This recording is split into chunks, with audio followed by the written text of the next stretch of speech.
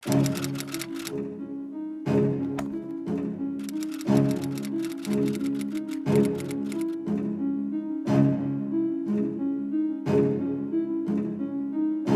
30 may 2024-cü ildə saat təxminən 8:30 radələrində saxlanılmışam. Həmin vaxt işə gedərkən çox sayda maskalı şəxs qəflətən mənə hücum etdi və başıma torba keçirərək əlimi qandalladı. Əslində mənim saxlanılma formamın özü də bu həbsin sifarişli və siyasi motivli olmasının sübutudur. Mən kriminal avtoritet deyiləm. İttiham olunduğum cinayət də nə qədər qurama olsa da, mahiyyətcə iqtisadi məsələdir. Yəni qətl və ya terror aktı törətməkdə ittiham olunmuram. Məni saxlayan şəxslər də çox gözəl bilir ki, üzərimdə nə soyuq, nə də odlu silah gəzdirən adamam. Belə olan təqdirdə üzərimə xüsusi təyinatlı dəstə göndərilməsini nə ilə izah etmək olar?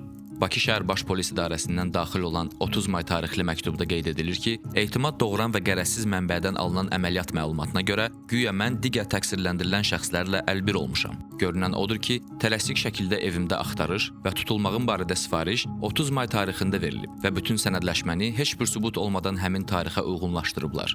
Yəni müstəntiq yalnız bu əməliyyat məlumatı əsasında məni şübhəli şəxs qismində tutub. İşin qəribə tərəfi odur ki, mən 30 mayda iş saatı başlayan dəqiqələrdə saxlanılmışam. Belə çıxır ki, həmin o etimad doğuran və qərəzsiz mənbənin məlumatı idarəyə mən saxlanılandan sonra daxil olub. Onda mən niyə daha əvvəl saxlanılmışam? Necə olur ki, iş başlamadan məktub daxil oldu, müstəntiq bununla bağlı prokurorluğa vəsatət təqdim etdi, ona baxıldı, sonra məhkəməyə göndərildi və evdə axtarışa qərar verildi.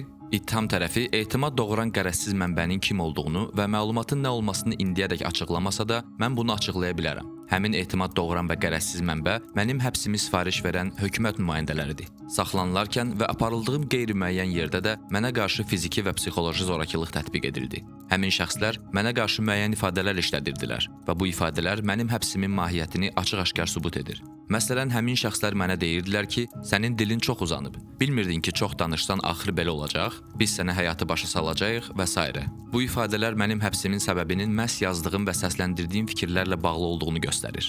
Küçədən oğurlandığım andan dindirməm başlayanadək başına torba keçirilmiş və əlləri çox sıx formada qandallanmış şəkildə saxlanılmışam. Saxlanıldığım gün vəkilimin mənim yanıma gəlməsinə əngəl törədilib və müdafiə hüququmdan məhrum edilmişəm. Həmin gün mənə bildirildi ki, daha 48 saat saxlanılmağımla bağlı qərar qəbul edilib. Orada bir polis əməkdaşı da var idi və o mənim müvəqqəti saxlanılma yerinə getmək üçün avtomobili apararkən dedi ki, cavan oğlansan, sənə azadlıq radiosu lazımdır, başını sal aşağı, həyatını yaşa da. Bu cinayət işində azadlıq radiosunun adı çəkilmir. Heç mən də ona öz yazılarımın azadlıq radiosunda yayımlandığını deməmişdim.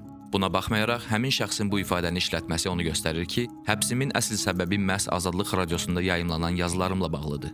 İttiham tərəfinin Abzas Mediada iqtisadçı ekspert vəzifəsində çalışdığım iddiası onu göstərir ki, bu adamların əlində mənim Abzas Mediaya müsahibə verməyimdən başqa heç bir fakt yoxdur. Söhbət il ərzində 1-2 müsahibədən gedir. Bir media qurumunun ildə 1-2 dəfə müsahibə almaq üçün işə adam götürməsi nə qədər məntiqlidir? Abzas Media bir çox dövlət rəsmisindən, millət vəkillərindən də müsahibə alıb. Onda həmin şəxslər niyə istintaqa cəlb edilmir? Əgər mənim Abzas Media ilə hər hansı bir əməkdaşlığım olsaydı, fəxr və qürur hissi ilə açıqlayardım ki, belə prinsipial və peşəkar komandanın üzvüyəm. Ancaq reallıq bundan ibarətdir ki, mənim Abzas Medianın nə idarə edilməsində, nə Abzas Medianın əməkdaşlarının ərsəyə gətirdiyi və sonda onların həbsinə səbəb olan jurnalist araşdırmalarının ərsəyə gəlməsində rolum olub. Sual yarana bilər ki, bəs yaxşı, sənin burada nə işin var? Bizim həbsimizin sifarişçiləri Abzas Medianın əməkdaşları ilə yanaşı mənim də fəaliyyətimdən narahat idi. İqtisadi təhlillərimin Azadlıq radiosunda yayınlanması onları narahat edirdi. Çünki digər müstəqil media orqanları kimi Azadlıq radiosunu da Azərbaycan hökumətinin görməyə gözü yoxdur.